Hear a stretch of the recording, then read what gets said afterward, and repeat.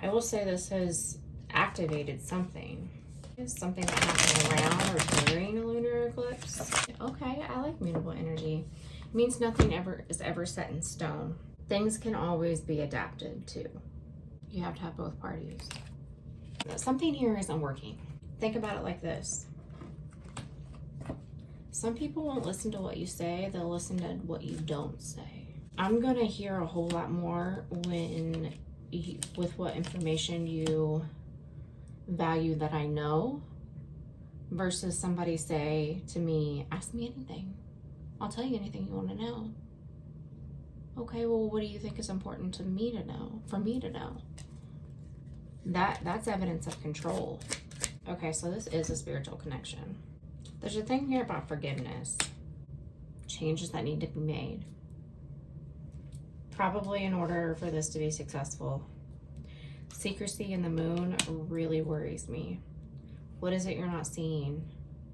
More importantly, what is it you're not understanding? And there's a whole lot here you're not seeing from the other person's perspective. Think about this.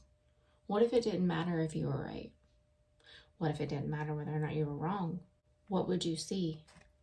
What would you see here? Something would shift. So if you move this light of the moon to the right, what is all this down here that you would see instead? Entertain that for a minute. What would you see from the other person's perspective?